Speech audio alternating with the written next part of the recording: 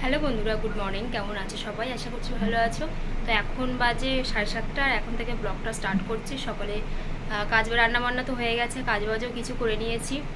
আর মানে যেগুলো আমার রোজের রুটিনে থাকে আর কি, গ্যাসটা পরিষ্কার করা, তারপরে বাসনগুলো মাজা, মানে সকালে যেগুলো রান্না করেছিলাম আর রাতের কিছু ছিল তো সেগুলো সব মেজে নিয়েছি। আর এখন বিছানাটা তুলবো, তারপরে মেয়েকে তুলবো, নিয়ে রেডি করাবো। আর 8টার দিকে বেরোবো, তো অনেকটাই লেট হয়ে গেছে।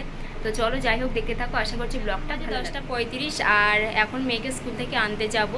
তো রেডি হয়ে নিয়েছি, আর বাড়ি এসেছিলাম মেয়েকে স্কুলে নিয়ে কিছু কাজবাজ করে নিয়েছি, নিয়ে এখন এই যে যাচ্ছি। আর প্রচণ্ড রোদ দিচ্ছে, দুদিন আর বৃষ্টি হচ্ছে না, তো উপকারী হচ্ছে একদিক দিয়ে, কেননা কিছু জামা কাপড় জমা ছিল সেগুলো কেচে কুচে দিলাম। তো দেখো, মেয়েকে নিয়ে আস্তে আস্তে রাস্তায় প্রচণ্ড জোরে বৃষ্টি চলে এসেছিলো, আর মানে ভিজেও গেছি, আমিও ভিজে গেছি, আর মেয়েও ভিজে গেছে। আর মানে আমি যে রেনকোটটা নিয়ে যাওয়ার সময় বেশ ভালোই রোদ ছিল, কিন্তু হঠাৎ করে বৃষ্টিটা চলে এসেছিলো। তো যাই হোক, তারপরে বিকেলের দিকে এই যে দিদা এসেছিলো এই কুমড়ো শাকের ডাঁটা দিতে। দিদাদের বাড়ি হয়েছে প্রচুর, আর এগুলো পুরো বিনা সার, কোনো সার দেওয়া না, বেশ মানে ভালো শরীরের পক্ষে আর কি। আর এই সবজিগুলো এসছে মানে আমাদের গ্রামের বাড়ি থেকে শাশুড়ি মা পাঠিয়ে দিয়েছে। আর আমার হাজব্যান্ড গেছিলো সন্ধ্যাবেলা মানে ননদের ওখানে।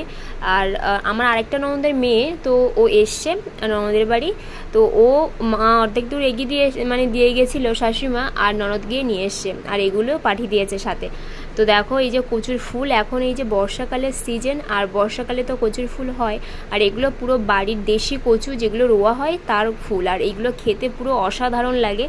আর এটা আমাদের বাড়ির সবার ভীষণই প্রিয় একটা খাবার আর কি। আর এই যে এখন কেওড়া পাঠিয়ে দিয়েছে, কেওড়া সবে উঠছে, তো কেওড়া পাঠিয়ে দিয়েছি কটা। আর এগুলো যা কিছু দেখছো সব কিছু বাড়ির সবজি আর কি, ফল, লেবু, উচ্ছে, ভেন্ডি, পুঁই শাক, তো এগুলো সব বাড়ির। তো ওগুলো গুছিয়ে নিলাম, নিয়ে মেয়েকে একটুখানি টিফিন করে দিলাম, নিয়ে এদিকে আমি তরকারি বসিয়েছি, একটা নিরামিষ তরকারি করব। তো আবারও গুড মর্নিং জানিয়ে ব্লগটা শুরু করলাম। না কেউ কিন্তু ভেবো না যে মানে সন্ধে হয়ে গেছে যে গুড মর্নিং বলছে, একদম না, সন্ধে না, এখন বাজে ভোর 4টে। আর 4টের দিকে উঠেছি আমি রান্না করতে, কেননা হাজব্যান্ড 6টার মধ্যে বেরিয়ে যাবে, তো সেই জন্য। আর বাইরে সবে আলো মানে ফুটছে, ভোরের আলো। তো ওদিকে ডাল বসিয়েছি, ভেন্ডি ভাজা করব, আর এদিকে কেওড়ার চাটনি করব। তো তার জন্য এদিকে দেখো কেওড়াগুলো বের করে নিলাম, নিয়ে এগুলো বোটাগুলো ছাড়িয়ে ভালো করে এই যে হালকা একটু সেদ্ধ করে নেব দানাটা ছাড়ানোর জন্য, আর এদিকে ডালটা ফোড়ন দেব। তো তারপরে আমার রান্নাবান্না কমপ্লিট হয়ে গেছে। আর এই সময়টা রান্না কমপ্লিট হয়ে যাওয়ার পর যখন মানে সময় থাকে, সেদিন দুজন দু কাপ চা করে ও খেয়ে বেরিয়ে যায়, আর আমি ওর সাথে একটু খেয়ে নিই।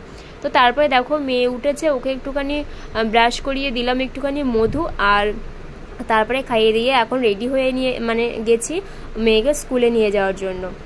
আর তো তারপরে স্কুল থেকে আসার সময় এই যে একটুখানি চিংড়ি মাছ এনেছিলাম, কেননা কালকে অনেক কিছু এসছে গ্রামের বাড়ি থেকে, কচুর ফুল, তারপরে একটু কচি পাতা, তারপরে পুঁই শাক, এগুলোর জন্য সব কিছুর জন্য চিংড়ি মাছই মানে দরকার। তো দেখো, বাড়ি এসে আমি কাজবাজ করে চান করে এদিকে রান্না বসাবো। তো তার জন্য কচুর ফুলটা এখানটায় কেটে নিয়েছি। আর কচুর ভেতরে যে এইটা থাকে, এইটা সাদাটা, এই মাথার দিকটা একটুখানি সবুজ থাকে, তো সবুজটা কেটে দিয়ে এই ফুলের ভেতরে এইটা নিয়েছি।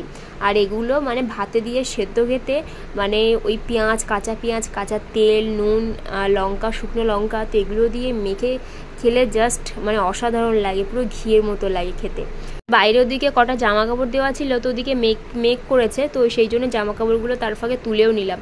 তো এই ফুলটা দেখো, ফার্স্টে একটু গরম জল করে নিয়েছি, নিয়ে ফুলগুলো দিয়ে দিয়েছিলাম, নিয়ে একটু ভাপিয়ে নিয়েছি, নিয়ে জলটা করে নেব, মানে জলটা ঝরিয়ে নিলাম, নিয়ে তারপরে তেলে সর্ষের তেল দিয়ে করেছি, একটু কাঁচা পেঁয়াজ, আর পেঁয়াজটা দিইনি, পেঁয়াজ আমার ছিল না, তো ওই জন্য রসুন, লঙ্কা, ফোড়ন এগুলো দিয়ে করেছি।